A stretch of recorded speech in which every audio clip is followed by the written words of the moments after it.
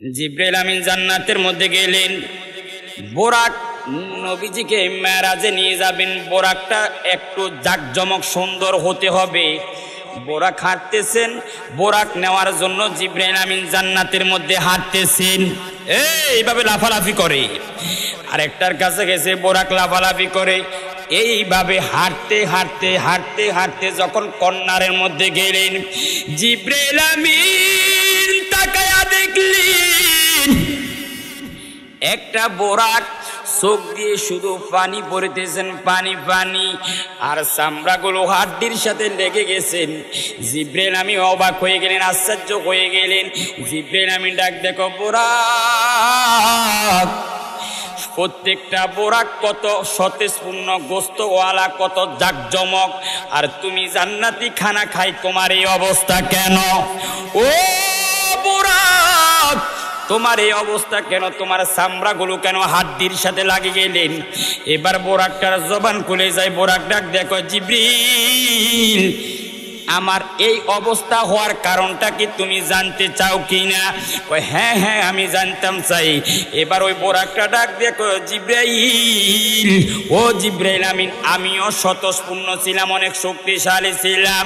যেই দিন আল্লাহ আমাদেরকে জান্নাতের মধ্যে রেখে দেন রে জিবরাইল আমিন, যেই দিন আল্লাহ আমাদেরকে জান্নাতের মধ্যে রাখলেন, ওই দিন আমার আল্লাহ বলে দিলেন, বোরাক, তোমাদের মধ্যে থেকে যে কোনো একজনের মাধ্যমে আমার হাবিবুল্লাহকে আমি লামা কানে নিয়ে যাব। জোরে কোন সুবহানাল্লাহ।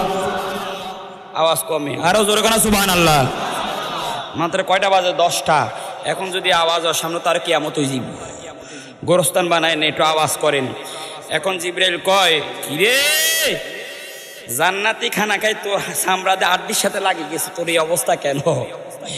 বোরাকটা চোখের পানি ছেড়ে দিয়া কয়, জিবরিল, আল্লাহ সুযোগ দিবি কি না এই চিন্তা করতে করতে আজকে আমি বোরাকের এই অবস্থা হয়ে গেল। জোরে সুবহানাল্লাহ। কিও এই বোরাকের অন্তরের মধ্যে আমার নবীর ভালোবাসা কি কম নাকি বেশি? আরো জোরে, কম না বেশি? দেখেন নবীর প্রেম থাকলে অন্তরে কি হয়, এটা দ্বারাই বুঝিয়ে লইবেন। এখন আসেন, জিবরাইল চিন্তায় ভরে গেল, কিরে কয় কি করতাম, অন্যটি তো মোটা তাজা আর এটা তো চামড়া লাগিয়ে গেছে, কিন্তু অন্যটির প্রেম অন্তরের মধ্যে যে ভালোবাসা আমি দেখতেছি, এটার অন্তরের মধ্যে আমার নবীর ভালোবাসা বেশি। এখন কি করব, কি এটারে নিব নাকি ওগুলোকে নিব? আবার যদি আমি এই হাড্ডিওয়ালা এটাকে নিয়ে যাই, ফেরেশতারা তো বলবে, এই জিবরাইল তুমি বুঝি আর বোরাক খোঁজ করি ফাও না, এই হাড্ডিওয়ালা এটা কেন নিয়ে আসলে? তাহলে তো আর মুসিবত। এখন চিন্তা করতেছেন, কি শক্তিশালী একটা নিব নাকি যার অন্তরের মধ্যে নবীর প্রেম আছে তাকে নিব? এরকম চিন্তা করতে করতে করতে করতে হঠাৎ করে জিবরাইল সিদ্ধান্ত নিল, না, আমার যতই শক্তিশালী হোক, যতই গোস্তেওয়ালা হোক, আমি তাদেরকে নিব না, যার অন্তরের মধ্যে আমার নবীর প্রেম আছে আজকে তাকেই নবীর জন্য নিয়ে যাবো। যেরকম সুবহানাল্লাহ।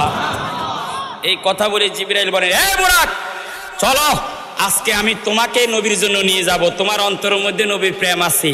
এই কথাটা বলার সাথে সাথে বোরাক আনন্দে এমন জোরে এক লাফ মারছে, আল্লাহ পাক ওই বোরাকের শরীরের মধ্যে অন্য অন্য বোরাকের চাইতো গোস্ত, মাংস, রূপ, সৌন্দর্য আল্লাহ অধিক পরিমাণ দান করে দিলেন। যেরকম সুবহানাল্লাহ। তাহলে নবীর প্রেম মহব্বত থাকলে লাভ আসেনি ও বাজি? আরো জোরে কর না, আসেনি? এবার জিবরাইল আমিন নিয়ে চলে গেলেন আমার নবীর দরবারে। আমি সংক্ষেপ করতেছি, বহুত বড়, আরো আগ থেকে করতাম এই আলোচনা, আমি মাঝখান থেকে করতেছি, কারণ অনেকগুলো মাসালা আসবে। শুধু গতানুগতিক ওয়াজ করলে হবে না, আপনাদেরকে কিছু মাসালা জানা যায়। তুইব এই কঠিন ফেত্তা ভাষাদের যোগে যদি কিছু আকিদার মাসালা, শরীয়তের মাসালা যদি না জানেন, তাহলে মাহফিল করি তো কোনো ফায়দা নাই। সম্মানিত সুদী, আবার আমলেরও কিছু ওয়াজ করতে হবে, যেহেতু মসজিদ কেন্দ্রিক মাহফিল। এখন আসেন, জিবরাইল আমিন এসে গেলেন আমার নবীর দরবারে।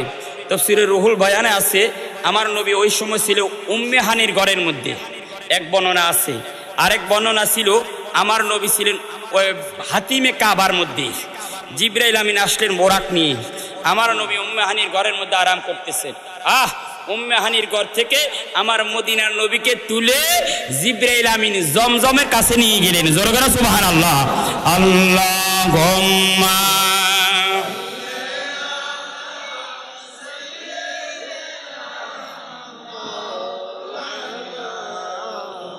وعلى آل سيدنا বাবারা আমার, বন্ধুরা আমার, আমি বলতেছিলাম নবীজিকে নিয়ে গেলেন জমজমের কাছে। আপনারা জমজম কূপ নাম শুনছেন না? জমজমের কাছে নিয়ে আমার নবীকে জমিনের মধ্যে শোয়াইলেন। বডিটা আমার নবীজির দুইটা ভাগ করে ফেললেন, বুকটা এইভাবে দুইটা ফাট করে ফেললেন। নবীজির কলবের ভিতরে যা আছে সবকিছু বাইর করিয়া জমজমের পানি দ্বারা দৌত করিয়া আবার বডিটা এইভাবে মিলাইয়া দিলেন। এটাকে আরবিতে বলা হয় সিনাসক। সিনাসক, এই সিনাসক নবীজির জীবনে 4 বার হয়েছে। একবার হয়েছে 4 বছর বয়সে, আবার হয়েছে 10 বছর বয়সে, আবার হলো 40 বছর বয়সে, আবার হলো মেরাজের রাত্রে। নবীজিকে সবকিছু প্রস্তুত করে রেডি করে আমার নবীকে বোরাকের কাছে নিয়ে গেলেন। এবার আমার নবীজিকে বোরাকের মধ্যে উঠার জন্য জিবরাইল আমিন বললেন। বোরাক লাফালাফি শুরু করে দেয়। জিবরাইল আমিন ডাক, দেখো বোরাক, কেন তুমি লাফালাফি করো, কারণটা কি? বোরাকের জবানটা খুলে যায়। বোরাক নবীর দরবারে একটা দরখাস্ত করলেন, নবী গো, ও মদিনার নবী, আমার একটা আবেদন আছে গো নবীজি আমার। ও নবী,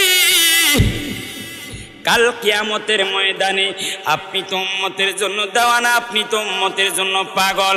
আপনি একবার যাবেন হাউজে কাউসারের কাছে, আবার যাবেন ফুলসেরাতের কাছে, আবার যাবেন মিজানের কাছে, আবার যাবেন আপনি জাহান্নামের দরজার মধ্যে। নবী গো, আমার একটা আবেদন, আমার একটা দরখাস্ত গো নবীজি আমার। ওই হাসরের ময়দানে আমি বোরাকরে আপনি মদিনার নবী বাহন হিসাবে ব্যবহার করবেন কিনা? এখন আমার নবী তো মায়ার নবী, আমার নবী তো দয়াল নবী, আমার নবী তো রহমতের নবী। মদিনার নবীজি একটা ডাক দিয়ে কই, বুরাক রে, ও বুরাক, আমি নবী তোমার দরখাস্ত মঞ্জুর করে নিলাম। কাল কিয়ামতের ময়দানে আমি নবী যে দৌড়াদৌড়ি করিব, ওই সময় আমি মদিনার নবী তোমাকে বাহন হিসাবে ব্যবহার করবো। জোরে কোন সুবহানাল্লাহ, আরো জোরে কোন সুবহানাল্লাহ। এ নবী তুমি আমার হয়ে, আরো জোরে নবী তুমি আমার হয়ে, আরো জোরে নবী তুমি আমার হয়ে। এ তুমি আমার, আমি তোমার, তুমি আমার, আমি তোমার, একবার কথা দাও নবী তুমি। বাবা, নবী তুমি আমার হয়ে যাও, এটা বললে কি কোনো শিরিক হবে? কোনো কষ্ট হয়? আরে বলেন না। বলতে বলতে একদিন হয়তো নবীজির দিদার আপনার নসিব হয়েই তো যেতে পারে। আর আমার নবী বলছেন না পড়লে গুনাহ মাফ হয়ে যায়। নবী দোয়া করছেন, আল্লাহুম্মা আইয়িদহু বিরুহুল কুদ্দুস, আল্লাহ যারা আমি নবীর নাত পড়বে, আল্লাহ তুমি তাদেরকে জিবরাইলের মাধ্যমে সাহায্য করো। সেজন্য মহব্বত নিয়ে আমার নবীর নাত পড়েন। এ নবী তুমি আমার হয়ে, আরো জোরে নবী তুমি আমার হয়ে। এ তুমি আমার, আমি তোমার, তুমি আমার, একবার কথা দাও নবী তুমি, আরো জোরে নবী তুমি আমার হয়ে। এ তোমায় ভালোবাসি হৃদয়ে টানে, মন বসে না কোনো কাজে তোমায় বিহনে। এ তোমায় ভালোবাসি হৃদয়ের টানে, মন বসে না কোনো কাজে তোমায় বিহনে। এ গুনাহগার মতি ডাকি, গুনাহগার মতি ডাকি, একবার ফিরে চাও নবী তুমি, আরো জোরে নবী তুমি। এ তুমি আমার, আমি তোমার, তুমি আমার, একবার কথা দাও নবী তুমি, এ নবী তুমি আমার হয়ে। বাবারা আমার, বন্ধুরা আমার, আমি বলতেছিলাম জিবরিল আমিন ডাক দিয়ে বলে নবী গো, ও মার নবীজি, এবার আপনি বোরাকের মধ্যে ওঠেন। বোরাকের মনের আশা পূর্ণ হইছিনি? আও কন না হইছিনি? তো একটা প্রাণী, অবুঝ প্রাণী যদি নবীর কাছে ছাই নিতে পারে, আমরা পারি না কেন? কারণ আমরা ছাইতের ছাওয়ার মতো ছাইতে জানি না। আরে যে ছাইতে জানে সেই পাইতে পারে। উস্তুনে হান্নানা শুকনা খেজুর আমার নবীর বিরহে, আমার নবীর প্রেমে কান্নাকাটি শুরু করে দিছে। একটা খেজুর ডাগা, একটা খেজুরের ডাল আমার নবীকে চিনলো। আমরা উম্মত হয়ে এখনো নবীকে চিনতে পারলাম? কেমনে চিনবেন? এমনও বক্তা আছে 3 ঘন্টা ওয়াজ করে, একবারও নবীর নামও নেয় না। বুঝিনি? শুধু হেরা আল্লাহ লই আছে, আর আল্লাহ কয় তোরা আমিরও লই থাক, আমি আল্লাহ আমার নবীরই লই আছি। বুঝছেন নি কথা? নবী ছাড়া কোনো উপায়, আরো জোরে কর না, নবী ছাড়া কোনো উপায়। এবার আমার নবী বোরাকের মধ্যে উঠে গেলেন। বাবারা আমার, বন্ধুরা আমার, নবীকে কিভাবে নিয়ে যাচ্ছেন দেখেন, কত জাকজমক ভাবে নিয়ে যাচ্ছেন। আমার নবী বোরাকে উঠলেন, নবীজির সামনে জিবরাইল আমিন, পিছনে মিকাইল। শুধু একা নয়, 70,000 ফেরেশতাকে নিয়ে আমার নবীর পিছনে দাঁড়ায় আছে। জিবরাইল আমিন ডাক দিয়ে বলে বোরাক সামনের দিকে এগিয়ে যাও। এবার বোরাক রওনা হয়ে গেলেন। যেই জায়গা থেকে রওনা হয়ে গেলেন ওই জায়গার নাম হলো মক্কা। জোরে বলতে হবে কি? কারণ আমি কিন্তু কি ওয়াজ করি আমি শেষে আবার জিজ্ঞাসা করব, যারা মনোযোগ দিবেন তারা বুঝতে পারবেন। তাহলে আমার নবীর সফর, মেরাজের সফর যে জায়গাতে শুরু হয়েছে এই জায়গার নাম কি? সবাই বলেন না, বাজে কি নাম? আবার নবীজি রওনা হলেন, সামনে জিবরাইল আমিন, পিছনে মিকাইল। আমার মদিনার নবী রওনা হলেন। এবার নবীজি যাচ্ছেন মক্কা থেকে, আমার নবী রওনা হয়ে গেলেন, বোরাক যাচ্ছেন। যাইতে যাইতে যাইতে যাইতে হঠাৎ করে বিশাল একটা খোলা ময়দান, যেটা খোলা জায়গা, শুধু কিছু খেজুর গাছ আছে। জিবরাইল আমিন ডাক দেখো, নবী গো এই জায়গার মধ্যে নামেন, এই জায়গার মধ্যে নামেন। আমার নবীজি নামলেন, কয় হুজুর 2 রাকাত নামাজ আদায় করেন। আমার নবীজি নামাজ আদায় করলেন। এবার জিবরাইল আমিন বললেন, নবী গো আপনি একটু আল্লাহর দরবারে দোয়া করেন। আমার মদিনার নবী দোয়া করলেন। নবী আমার একটা ডাক দিয়ে বলে, জিবরাইল, ও জিবরাইল এই জায়গাটার নামটা কি? এবার জিবরাইল আমিন ডাক দেখো, নবী গো বর্তমান এই জায়গার নাম হলো ইয়াসরিব। বলে না কি নাম? অল্প কিছুদিন পরে আপনি মদিনার নবী মক্কা থেকে হিজরত করে এই জায়গার মধ্যে আসবেন। নবী গো আপনার কদম মোবারক লাগার সাথে সাথে এই জায়গাটা আর ইয়াসরিব থাকবে না গো নবীজি আমার, এই জায়গার নাম হয়ে যাবে সোনার মদিনা। জোরে কোন সুবহানাল্লাহ, আরো জোরে কোন সুবহানাল্লাহ। ইয়াসরিব নামে তুমি ছিলা অলকনের দেশ, বড়ই মারাত্মক যে ছিল তোমার পরিবেশ। ইয়াসরিব নামে তুমি ছিলা অলকনের দেশ, বড়ই মারাত্মক যে ছিল তোমার পরিবেশ। এ নবীর ছোঁয়া লেগে তুমি সোনার মদিনা, নবীর ছোঁয়া লেগে তুমি সোনার মদিনা। সব ভুলিব না, বলুন সব ভুলিব, এ ভুলিনি ভুলব না, বলতে পারি না, ভুলিনি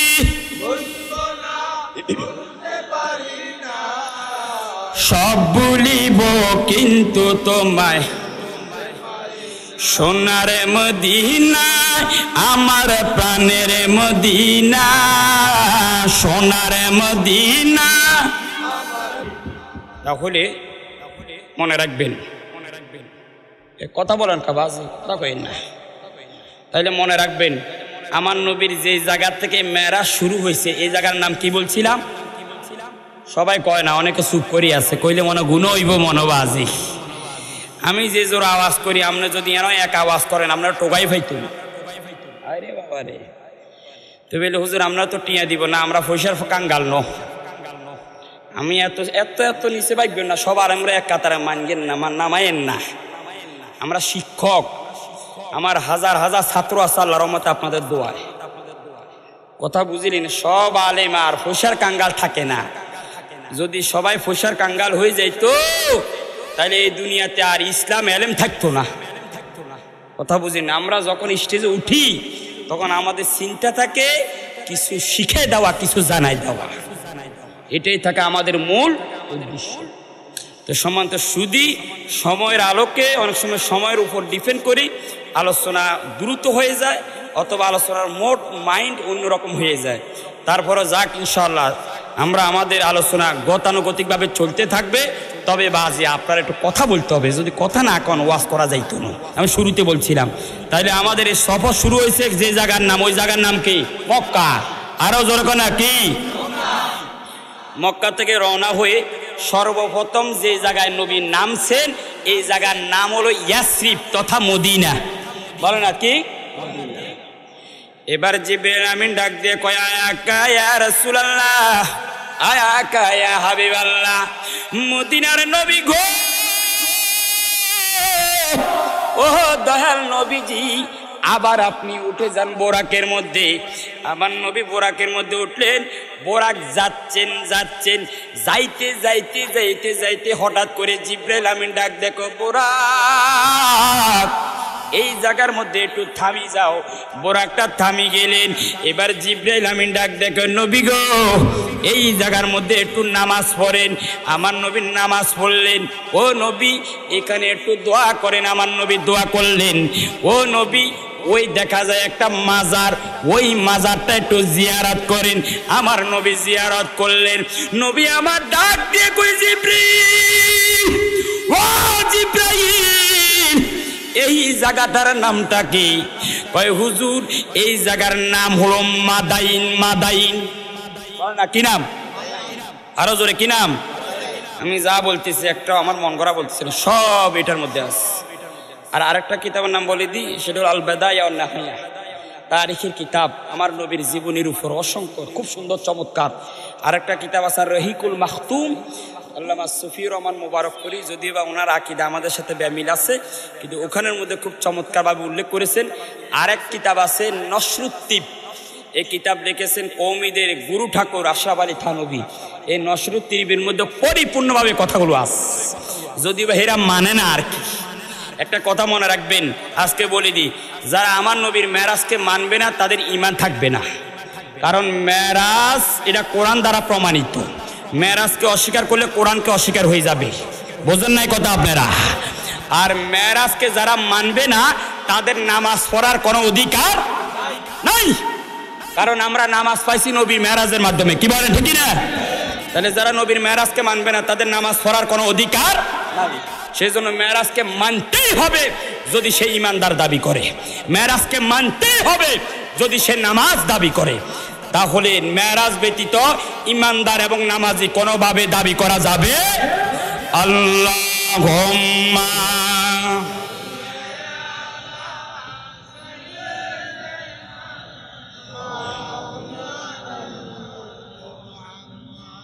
ওয়ালা আলি সাইয়্যিদিনা। আয়াত না অনেকে উড়ে দিতে যাইব, আর জোরে আল্লাহুম্মা।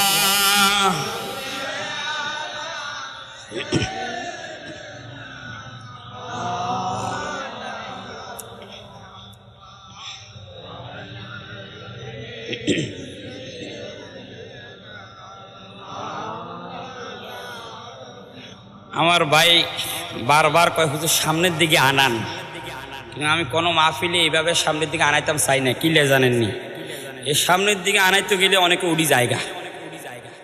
হ্যাঁ, বহু জায়গা তাই দেখছি এরকম। তাই মানে লড়লে, কারণ কিন্তু শীতকাল তো বাজে, শীতকালে কিন্তু নিচের দিকে ফেসাব কাল সাবে কেন ঘন ঘন ফেসাবে ধরে, কিন্তু অনেকে কইতে পারেন ডায়াবেটিক্স না, ডায়াবেটিক্স ছাড়াও কিন্তু শীতকালে ফেসাব বেশি ধরে, বুঝলেন? এই জন্য লড়াইলে কিন্তু আরেক লড়ামাই। এই জন্য আপনারা যারা আছেন বই খান, যদি কেউ বইতে চান আইতে চান, গ্যাপ আছে, গ্যাপে গ্যাপে সামনে চলিয়ে ভিতরে ভিতরে বই যান, যত জাতি বইতে পারেন ততই আরাম। আর যারা বাইরে দাঁড়ায় আছেন ওনারা দুইটা থেকে বলছি, তিনটা জিনিস ওনাদের ক্ষতি হচ্ছে। এক নাম্বার ক্ষতি হলো যারা বাইরে দাঁড়ায় আছেন ওনারা জান্নাতের বাইরে আছে, কথা বোঝেন না? এটা কিন্তু জান্নাতের বাগান, বলে না কিসের বাগান? কি আমি আমি আমি কইছি এই জন্য কি আপনাদের বিশ্বাস হয় না? না, এটা আমার নবী বলছেন, সুনানে তিরমিজির হাদিস। আমার নবী বলছেন ইজা মারাত্তুম বিরিয়াজিল জান্নাহ, সুনানে তিরমিজিতে আছে, যখন তোমরা রিয়াজুল জান্নাহ অতিক্রম করে যাবে, ফারতাউ, তোমরা ওই জান্নাত থেকে কিছু নেওয়ার চেষ্টা করবে। কালু ইয়া রাসূলুল্লাহ ওমা রিয়াজুল জান্নাহ, নবী কই রিয়াজুল জান্নাহটা কি? সাহাবীরা বললেন, আমার নবী বলেন হিয়া মাজালিসুজ যিকরি, যেখানে আল্লাহর জিকির করা হয়, নবীর কথা বলা হয়, আল্লাহর কথা বলা হয়, কোরআনের কথা বলা হয়, এটাই হলো জান্নাতের বাগান। তাই নবীর হাদিস অনুযায়ী এই প্যান্ডেলের ভিতরে, প্যান্ডেল এরিয়াটা আজকের জন্য জান্নাতের বাগান। জোরে সুবহানাল্লাহ। তো যারা বাইরে আছেন তারা জান্নাতের ভিতরে না বাইরে আছে? কয় না, ভিতরে না বাইরে?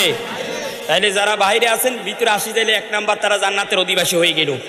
দুই নাম্বার, যারা বাইরে আছেন শীতে, কনকন শীতের মধ্যে নিচিরি ফা অবশ হয়ে যা, কিন্তু হ্যাঁ ঠিক আছে তো, কিন্তু যারা বই রয়েছে তাকে অবশ হয়নি, কত আরামে দেখছি চতুর্পাশে বিল্ডিং আর বিল্ডিং, বাতাস ঢুকার কোন অবস্থা, যদিও বা 2-4 ফোঁটা রহমতের পানি ফুটতেছে উপর দিয়ে, অনভরা শুরু হয় না, বুঝলেন না? ফরক না হইলে সমস্যা কিটা? কত বৃষ্টিতে ভিজলেন, কত জায়গায় গেলেন পয়সার জন্য, এটার জন্য তো আল্লাহকে পাওয়ার জন্য 2-4 ফোঁটা বৃষ্টির মধ্যে ভিজলে কি কোনো সমস্যা আসেনি? হ্যাঁ, আরো জোরে আসেনি? তাহলে যারা বাহিরে আছেন এই শীতও কষ্ট পাইতেছেন। দ্বিতীয় নাম্বার, যারা বাহিরে বসে আছেন নিচে দিয়ে টুস টুস করে মশা কামড়, মশা কামড় দেয়নি না গো, ছোট ছোট মশা, এটি এমন মারাত্মক, মনে হয় ইঞ্জেকশন মারতে আছে। তো যারা বাইরে দ্বারা আছে এতে করে নিচে দিয়ে ইঞ্জেকশন মারতে আছে। কিন্তু এই জন্য আপনারা যারা ভিতরে আছেন আপনারা অনেক ভাগ্যবান, নসিব ভালো, আপনারা ভালো জায়গাতে আছেন। আল্লাহ সবাইকে কবুল আর মঞ্জুর করে শোনা, আমিন। আল্লাহুম্মা। বাবারা আমার, বন্ধুরা আমার, আমি বলতেছিলাম জিবরিল আমিন ডাক দেখো নবী গো, এই জায়গার মধ্যে নামাজ পড়েন, দোয়া করেন, মাজারটা জিয়ারত করেন, মনে আসেনি? এবার নবী ডাক দেখো জিবরিল, এই জায়গাটার নামটাকে কে হুজুর? এই জায়গার নাম হলো মাদাইন। মাদাইন আরো জোর কোনা কি নাম? এবার আমার নবী বলেন ওই মাজারটা কার মাজার? জিবরাইল আমিন ডাক দেখো নবী গো, ওই মাজারটা হলো আল্লাহর নবী শুআয়ব আলাইহিস সালাতু ওয়াস সালামের মাজার। বলে না কোন নবী? শুআয়ব নবী। ও কোন নবী? আমার নবী মাজার জিয়ারত করছে। কি জিয়ারত করছে? আপনারা মাজার জিয়ারত করেননি? মনে হয় করে না, মনে হয় নাকি মাজার পূজা করেন? আওয়াজ করেন, মাজার পূজা না জিয়ারত? ইউ জোরে কোন সে জিয়ারত না পূজা? এই বড়ুয়াতে কোনো মাজার আসেনি? আশেপাশে আসেনি? কার মাজার? অলিতলা দরবার শরীফ আরো অনেক লস্কর আছে। আপনারা মাজার জিয়ারত করছেন এরকম কে কে আছে? হাত তোলা দেন সেটু। ও মা গো মা, কি এমন না রে, সব বিধবা উলিয়া গেল। তার মানে সবাই কইছেন। আচ্ছা, আমি আপনাদের কাছে জানতাম সেই আমরা মাজার জিয়ারত করি, আমাদের কিছু বাইরে আমগরে মাজার পূজারি কয়, কয়নি? আপনাকে এদিকে মনে কয় না, আমাকে এদিকে কয়, কিন্তু কয়নি। হ্যাঁ কয় মাজার পূজারি, কবর পূজারি, বেদাতি, কয়নি? আরে খোদারে, আল্লাহ তাদেরকে কি ব্রেন দিল আমি জানি না। আমি 2টা মিনিট আপনাদেরকে মাসালা একটু ভাঙিয়ে দিই, কষ্ট হইবনি কোনো? এ আমার এই ভাই, আমার ওই ভাই, আমার জানা মতন এখানে আমার এই 2জনে পরিচিত আছেন, ওনারা দুজন কিন্তু চট্টগ্রাম জামিয়া আহমদিয়াতে পড়ছেন। আর কেউ আছেন না? আচ্ছা যাক, আমিও পড়ছি চট্টগ্রাম জামিয়া আহমদিয়া। ওনারা 2জন চিনেন জামিয়া আহমদিয়ার একটা যে জায়গায় অবস্থিত, ওই জায়গার নাম হলো নাজির ফাড়া। আরো জোরে কোনা কি ফাড়া? এই নাজির ফাড়ার মধ্যে একটা জায়গা আছে হিন্দু ফাড়া, আসেন হিয়ানো হিন্দুদের বিশাল বড় একটা জায়গা আছে, বিশাল বড় একটা মন্দির আছে। বাবা এই মাসালাটা ভালো করে খেয়াল করেন, সবার জন্য কাজে লাগবে আপনাদের। কারণ আমগরে ঠুস করে কিছু এরকম মাজার পূজায়, কিছু এরকম কবর পূজায়। হ্যাঁ, একজন মুসলমান আরেকজন মুসলমানকে কিভাবে মাজার পূজারি বলে আমার বুঝে আসে না। এখন বুঝে নেন ভালো করে, আসলে পূজা কারা কারা পূজারি ভালো করে শিখি নেন। তো একদিন আমি এই হিন্দু পাড়া যাওয়ার সময় এখানে কিন্তু বড় একটা মন্দির আছে, মন্দির মন্দির আছে, বুঝলি, মন্দির আছে হিন্দু পাড়ে নাজির পাড়ায় একটা মন্দির আছে। তো আমি বিকালবেলা ওই মন্দিরের পাশ দিয়ে একটা জায়গা আছে রেল লাইন, আমরা সবসময় বিকালবেলা হাঁটার জন্য যাইতাম। হ্যাঁ, এই গাউসাবাসী যাওয়ার সময় তো রেল লাইনে যাওয়ার সময় একটা মন্দির আছে, কিন্তু হিন্দু ভাড়া দিয়ে যাইতে। তো একদিন আমি মন্দিরের পাশ দিয়ে যাচ্ছিলাম, হঠাৎ করে দেখি একজন মুরব্বী বৃদ্ধ বয়স্ক লোক বসে আছে। তো আমি চিন্তা করলাম একটু সুযোগ আছে, একটু গুরু ঠাকুর লোক একটু কথা কই না। সে কি কয়, আমি ঢুকছি, আমি বলছি দাদা আপনার সাথে আমি একটু কথা বলবো যদি সময় দেন। কয় হ্যাঁ বলেন বলেন। আমি বললাম দাদা আপনাদের পূজা করেন, পূজার জন্য কোনো নিয়ম কানুন আছে কিনা? কয় হ্যাঁ অবশ্যই পূজা করতে হলে কিছু নিয়ম আছে, নিয়ম ছাড়া তাদের পূজা হবে না। আমি বললাম কি কি নিয়ম একটু কনসে? কয় প্রথম নাম্বার পূজা করার লাই 1 নাম্বার নিয়ম হলো মন্দির লাগবো, মন্দির। হ্যাঁ জোরে কনা কি লাগবো? তারপরে আমি কইলাম আর কি লাগবো? দ্বিতীয় নাম্বার ওই মন্দিরের ভিতরে মূর্তি লাগবো, মূর্তি। দেখবেন না এইভাবে হাত দিয়ে আসেনি আসেনি আছে মূর্তি লাগবো। তারপর আমি কইলাম আর কি লাগবো? ওই মূর্তির খোদা মনে করণ লাগবো। হ্যাঁ এরা তো খোদা মনে করে, এদের ঈশ্বরের অভাব আসেনি, খোদা মনে করতে হবে। কয়টা গেল বলি যার কয়টা? 1 নাম্বার কি বললাম? মন্দির। আরো জোরে কি? 2 নাম্বার কি? মূর্তি। আরো জোরে 2 নাম্বার কি? 3 নাম্বার মূর্তির কি মনে করতে হইব? খোদা। 4 নাম্বার শ্লোক পাঠ করতে হইব, হরে কৃষ্ণ হরে রাম। কয়নি কয়নি এর না শ্লোক আছে না? এই 4টা যদি হয় তাইলে পূজা হইব। বলো না কি হইব? আপনারা সবাই তো আল্লাহর দরবারে গেছেন, আমি আপনাদেরকে আল্লাহর দোহাই দিয়ে বলতেছেন, কেউ মিছা কথা কইেন না। আপনারা তো আল্লাহর দরবারে গেছেন, মাজার জিয়ারত করছেন, কনসে কোন মাজারে মন্দির আসেনি? অনেকে চুপ করিয়া আছে, তার মানে চুপ থাকা মানে সম্মতির লক্ষণ, মানে আছে। তাহলে জবান খুলে বলতে হবে কোন মাজারে কি মন্দির আছে? এক। দ্বিতীয় নাম্বার কোন মাজারে কি মূর্তি আছে? জোরে বলতে হবে আছে। 3 নাম্বার কেউ আল্লাহর ওলিকে কি খোদা মনে করে? 4 নাম্বার ওই অলির দরবারে কি কেউ শ্লোক পাঠ করে? তাইলে শ্লোকও নাই, মূর্তিও নাই, খোদাও মনে করে না, মন্দিরও মনে করে না। বলেন পূজার সাথে একটাও মিল আছে? এ অলি আল্লাহর মাজারের একটাও মিল আছে? অলি আল্লাহর দরবারে গিয়ে আমরা কি করি? অলি আল্লাহর দরবারে গিয়ে আমরা সূরা ফাতিহা। যারা আজকে একজন মুসলমান হয়ে অপর মুসলমানকে পূজারি বলে, কবর পূজারি বলে, মাজার পূজারি বলে, আমি নিশ্চিত হয়ে গেলাম তারাই বলতে পারে আরেকজন মুসলমানকে কবর পূজারি। একমাত্র ইহুদি খ্রিস্টানদের যারা দালাল, যাদের বডির মধ্যে হিন্দুদের রক্ত আছে, তারাই বলতে পারে একজন মুসলমানকে কবর পূজারি। এছাড়া অন্য কেউ মুসলমানকে কবর পূজারি বলতে পারে না, ঠিক না? কবর পূজা কেন তোমরা শিখাও? কবর জিয়ারত তামাম আইম্মে কেরাম, ইমাম নববী রহমতুল্লাহ সহ সকল আইম্মে কেরাম ফতুয়া দিয়েছেন কবর জিয়ারত করা, মাজার জিয়ারত করা, মা বাবার কবর জিয়ারত করা, আমার নবীর রওজা জিয়ারত করা শুধু জায়েজ নয়। সকল উলামায়ে কেরাম এই ব্যাপারে ফতুয়া দিয়েছেন কবর জিয়ারত, মাজার জিয়ারত, নবীর রওজা জিয়ারত করা আমার নবীর সুন্নাত। জোরে বলেন সুবহানাল্লাহ। আমি সংক্ষেপে 2-1টা দলিল দিই, সামনের দিকে আগায় যায়, কষ্ট হইবে না কোনো আপনাদের? বাজে বিষয় তো অনেক বড়, বুঝেননি? যদি সময় পাইতাম তাহলে একদম ভালো করে দিতাম, কারণ এটা দলিলের অভাব নাই। এখন আসেন, আল্লাহ কোরআনে বলেন, আল্লাহ কোরআনে বলেন সূরা ৫ম পারা সূরাতুন নিসার ৬৬ নম্বর আয়াত আল্লাহ বলেন, ওয়ালাউ আন্নাহুম ইযযালামু আনফুসাহুম জাউকা। হে নবী আপনি বলে দেন আপনার উম্মতের মধ্যে যারা তাদের নফসের উপর জুলুম করেছে, অন্যায় করেছে, গুনাহ করতে করতে কলবটা নষ্ট হয়ে গেছে, আমি আল্লাহ এই গুনাহ থেকে পাপ নেওয়া মুক্ত হওয়ার জন্য, কলবকে পরিষ্কার করার জন্য আমি আল্লাহ একটা রাস্তা দেখা দিচ্ছি। জাউকা, আমার নবীর দরবারে চলে যাও, গিয়ে ফাস্তাগফিরুল্লাহ, আল্লাহর কাছে প্রার্থনা করো, ওয়াস্তাগফারা লাহুমুর রাসূল, তোমার জন্য যদি আমার নবী সুপারিশ করে, লা ওয়াজাদুল্লাহ তাওয়াবার রহিমা। হে বান্দা, আমি আল্লাহ ঘোষণা করে দিচ্ছি আমার নবীর দরবারে যাওয়ার কারণে আমি আল্লাহ তোমার জীবনের গুনাহগুলো maaf করে দিব। যখন সুবহানাল্লাহ। নবীর দরবারে যাওয়ার জন্য হুকুম কার? জোরে কইতে হবে কার? আল্লাহ বলে নবীর দরবারে যাও, আর বান্দা বলে নবীর দরবারে যাওয়ার দরকার। আমরা কি বান্দার কথা শুনবো নাকি আল্লাহর কথা শুনবো? 1 নাম্বার। 2 নাম্বার সহিহ মুসলিমের হাদিস, কোরআনের পরে সহি বুখারী, বুখারীর পরে কিতাবের নাম সহি মুসলিম। সেই মুসলিমের মধ্যে আমার নবী বলেন, কুনতু নাহাইতুকুম আন জিয়ারাতিল কুবুর, আমি ইসলামের প্রাথমিক যুগে তোমাদেরকে কবর জিয়ারত করার জন্য নিষেধ করেছিলাম। কেন?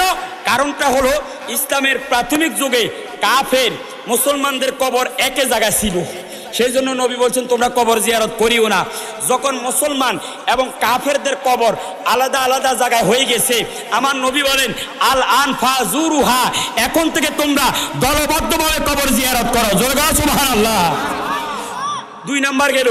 3 নাম্বার সুনানে তিরমিজির হাদিস, মা আয়েশা সিদ্দিকা বলতেছেন, ফাকাতু রাসূলুল্লাহ সাল্লাল্লাহু আলাইহি ওয়াসাল্লাম লাইলাম, আমি এক রাত্রিতে আমার নবীকে হারিয়ে ফেললাম। নবীকে আমি দেখতেছি না। ফাখারাস্তু, আমি নবীকে খোঁজ করার জন্য বের হয়ে গেলাম। যাইতে যাইতে যাইতে যাইতে ফাইজা হুয়া বিল বাকি, আমি জান্নাতুল বাকির মধ্যে গেলাম। গিয়ে আমি দেখতে পাইলাম রাহমাতাল লিল আলামিন সাহাবায়ে কেরামের মাজার জিয়ারত করতেছেন। জোরে বলো সুবহানাল্লাহ। এক হাদিসের মধ্যে নবী কয় কবর জিয়ারত করো, আর এক হাদিসের মধ্যে নবী নিজে জিয়ারত করতেছেন। জোরে বলো সুবহানাল্লাহ। এরপর আমাদের মাযহাবের নাম কি? জোরে বলো কি নাম? কি মাযহাব? আপনারা মাযহাব মানেন? বলে না মানেন? মাযহাব মানা ফরজ। কোরআনে আল্লাহ বলেন ফাসআলু আহলা যিকরি ইন কুনতুম লা তাআলামুন, এই আয়াতের মাধ্যমে মাযহাব মানা ফরজ।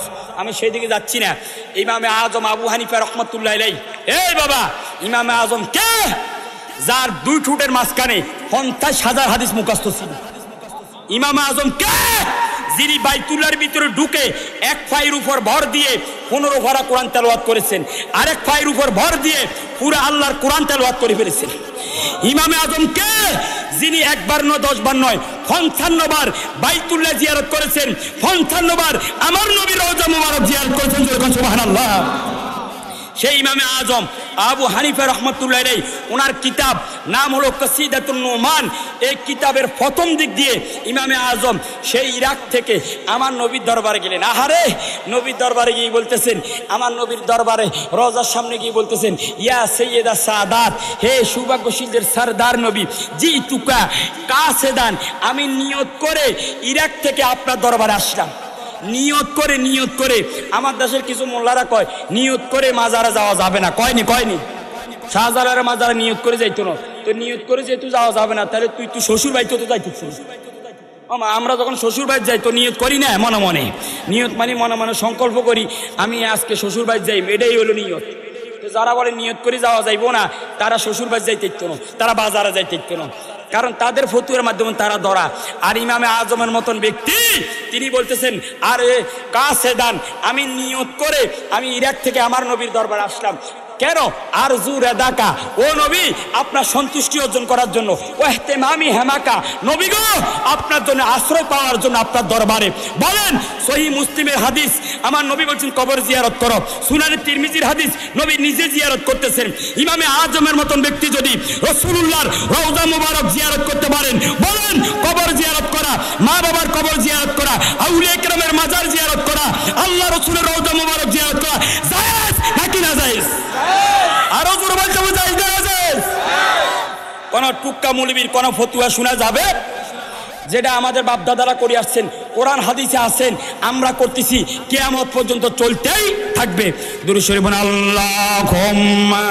সূরাতুল আসরা বনী ইসরাইলের 1 নম্বর আয়াতের তাফসীর করতে গিয়ে আল্লামা ইসমাইল হক্কি রহমাতুল্লাহ আলাইহি, আমি শুধু একটা খণ্ড নিয়ে আসলাম, তাফসীরে রুহুল বায়ান। এটা লেবানন বৈরুত থেকে ছাপা 1 খণ্ড 10 খণ্ডের কিতাব।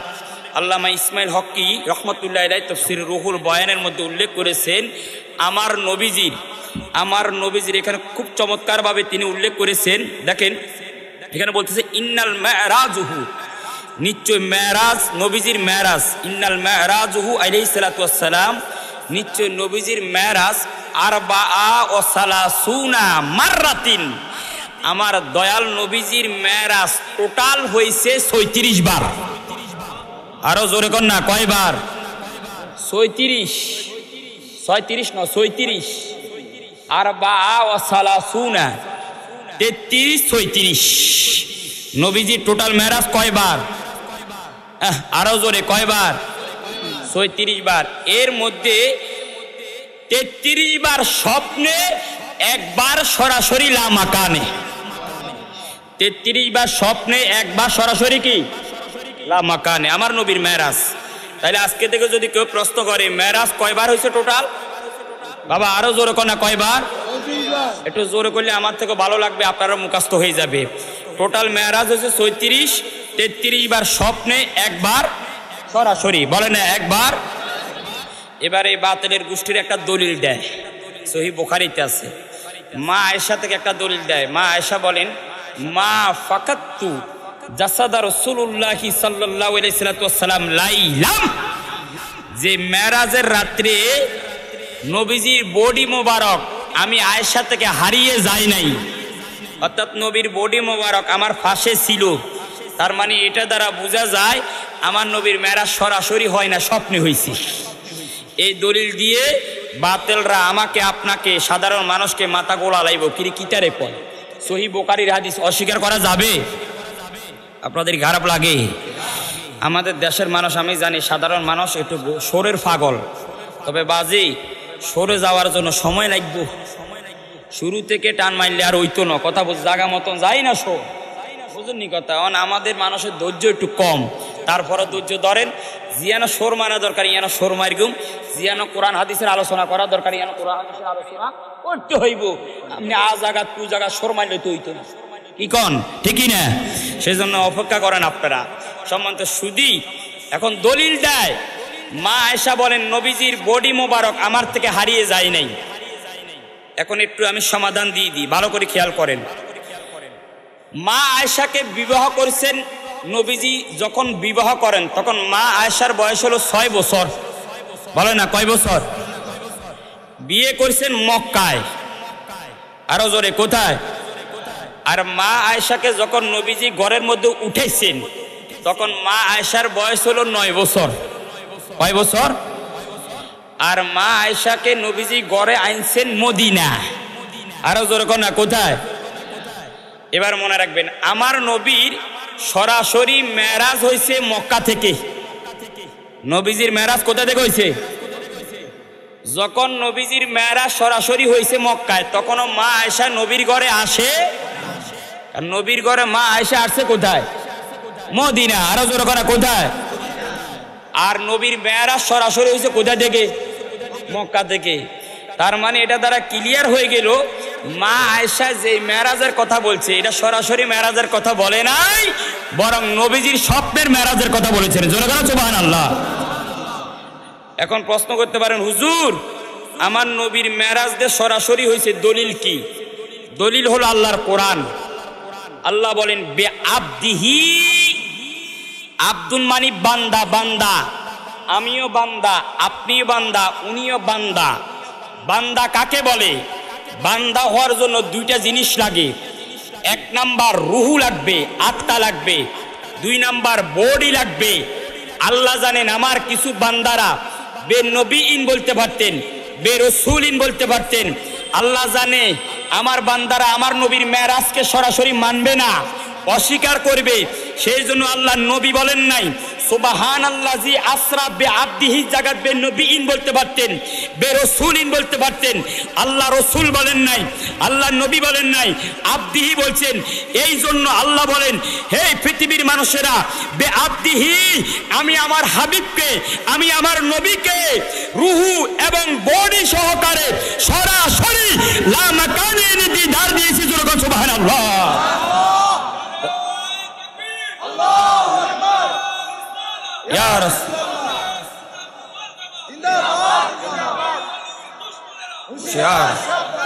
তাহলে বলেন, এবার একটা প্রশ্ন করে আপনাদেরকে জবাব দেন, আমার নবীর মেরাজ কয়বার হয়েছে? মোট কয়বার? বলে না কয়বার? স্বপ্নে কয়বার? সরাসরি কয়বার? আমার নবীর সরাসরি মেরাজ কি মক্কা থেকে না মদিনা থেকে? মক্কা থেকে। আরো জোরে কোথা থেকে? আর মা আয়েশা নবীর ঘরে আসছে কি মক্কা না মদিনা? ক্লিয়ার তো? পারবেন তো ইনশাআল্লাহ? এবার আসেন আস্তে আস্তে ঢুকি। আমার নবীজির বয়স যখন 51 বছর, বলে না কয় বছর? 51 বছর। এই 51 বছর বয়সে আল্লাহ তো বলছেন, হাবিব আমি আপনার উপর কোরআন নাজিল করে দিলাম, দ্বীনের দাওয়াত দেন।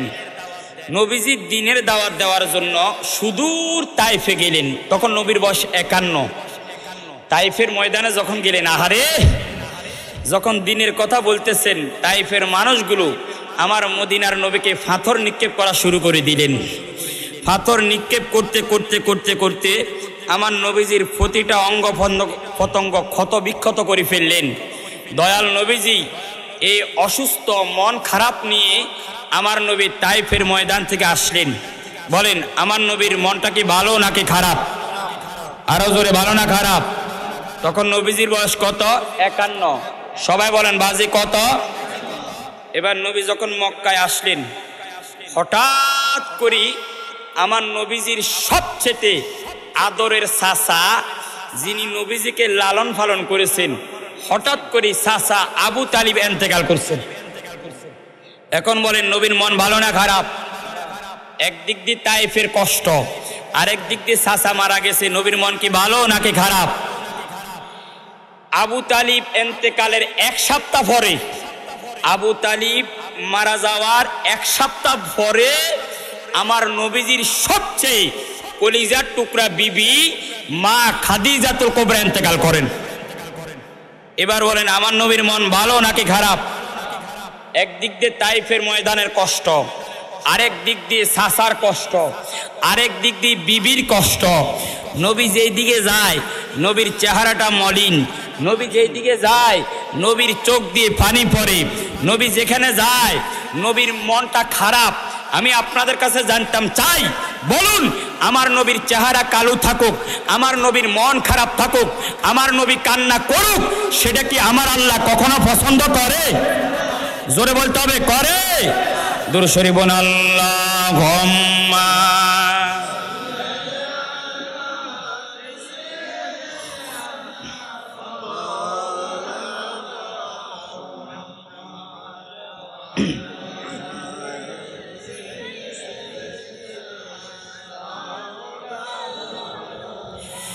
আর জোরে আল্লাহুম্মা সাল্লি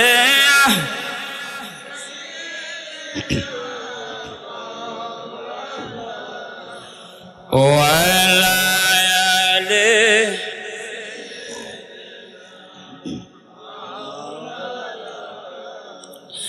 বাবারা আমার, বন্ধুরা আমার, আমি বলতেছিলাম নবীজি যখন তাইফ থেকে আসেন, মদিনার নবীজির মনটা খারাপ। নবীজির চাচা মারা গেল, নবীজির মনটা খারাপ। নবীজির বিবি মারা গেল, নবীজির মনটা খারাপ। যেই দিকে যাই নবীজির চেহারাটা মলিন, নবীজির চোখ দিয়ে পানি মোবারক পড়ে, নবীজির চেহারাটা কালো। আল্লাহ ডাক দেখো জিবরিল, ও জিবরাইল আমিন, এ জিবরাইল, আমার হাবিবুল্লাহর মনটা খারাপ। আমি আল্লাহ আমার নবীর মন খারাপ থাকো সেটা আমি কখনো পছন্দ করি না। জিবরিল তুমি আর দেরি করিও না, তাড়াতাড়ি তুমি জান্নাতের মধ্যে চলে যাও। জান্নাতের মধ্যে গিয়ে একটা বোরাক নিয়ে আমার হাবিবুল্লাহর কাছে চলে যাও। ও জিবরাইল আমার নবীকে নিয়ে সরাসরি আমি আল্লাহর নিকট নিয়ে আসো। জোরে বলুন সুবহানাল্লাহ। জিবরাইলকে পাঠিয়ে দিলেন জান্নাতে। বলে না কোথায়? বোরাকের লাই কোনা কি বোরাক, এটা বারকুন থেকে কোরআনে আছে। ইয়কাদুল বারকুন, বারকুন মানে বিদ্যুৎ। আপনারা দেখবেন মেঘ আয়নের আগে, তুফান আসার আগে দেখবেন বিদ্যুৎ চমক মারে, মারেনি। এটার স্পিডটা, গতিটা কি কম না বেশি? এই বারকুন এটা এই জন্য বলা হয়, বোরাকের গতি খুব দ্রুত, চোখের পলকে অনেক দূর চলে যেতে পারে বোরাক। জিবরাইল আমিন বোরাকে গেলেন। আহারে আল্লাহ বোরাক ফালতেছেন, 40,000 বোরাক আল্লাহ আমার নবীকে যে নিবেন, 40,000 বোরাক আল্লাহ লালন পালন করতেছেন। এই 40,000 থেকে আল্লাহ একজনের মাধ্যমে দয়াল নবীকে লামাকানে নিয়ে যাবেন। জোরে বলেন সুবহানাল্লাহ।